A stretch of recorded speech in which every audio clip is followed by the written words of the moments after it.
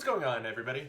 Welcome back to another Python quick tips. We're going to keep this very short and simple. We're going to be talking about array filtering with Lambdas.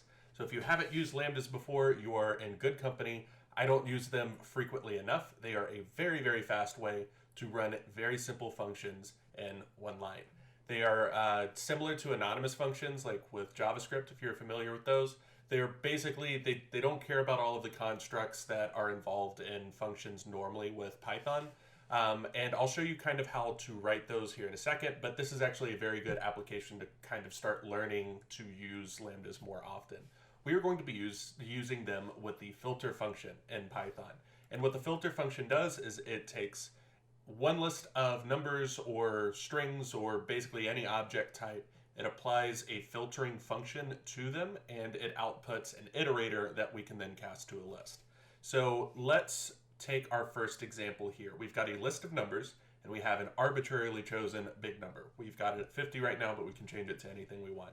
We want to filter out all of the numbers that are larger than that big number. So we only want those numbers.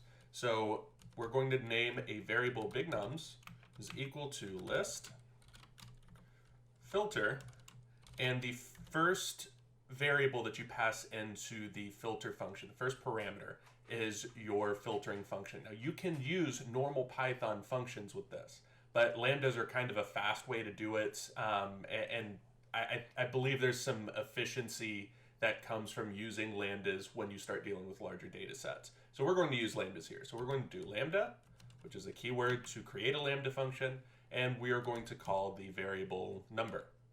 And then a colon, and we're going to say num greater than big underscore num.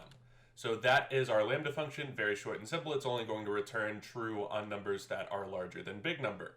And then we're going to give it our original list. So if we print big nums here, big nums, then we will get, oh, wrong one, array filter 2.py. We will get 55, 79, 92, and 208. We can change this to a larger number, let's say 100, and we should only get like one number, and we can change it to something very small to get the full list.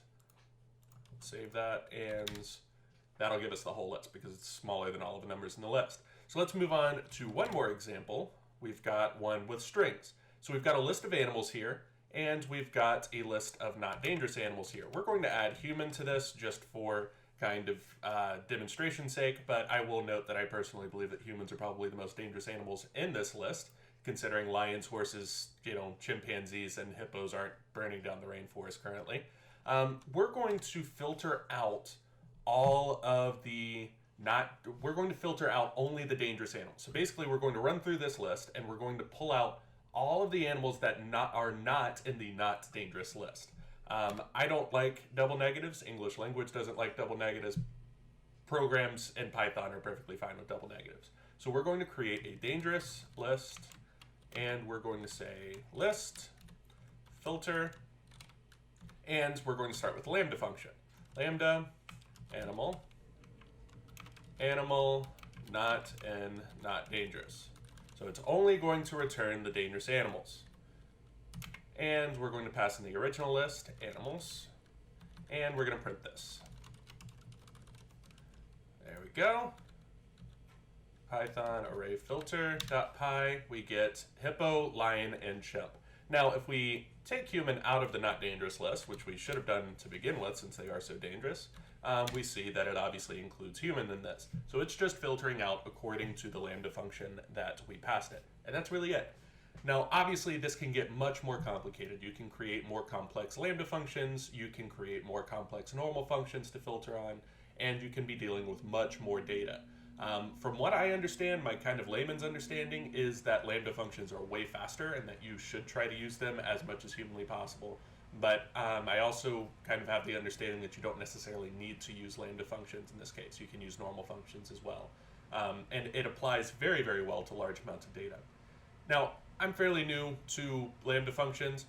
If you'll leave a comment below on kind of where you've used Lambda functions, where they're like kind of the best to use Lambda functions, and if you're curious about it, you can kind of view those comments and read it over, and it can be a cool discussion, and maybe it'll be like a little bit more productive than most discussions on YouTube. take it easy. This has been the Python Quick Tips. If you have any kind of recommendations on what you would like to see next, let me know. Take it easy. Peace.